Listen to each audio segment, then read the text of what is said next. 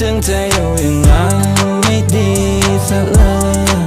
โรนินพเนจรกับสาวสวยในชุดกิโมโนด้วยเกียรติของซามูไรฉันไม่เคยคิดโกหกที่คิดว่าฉันโปรดเรอได้บอกว่าเธอนั้นงามกว่าใครใน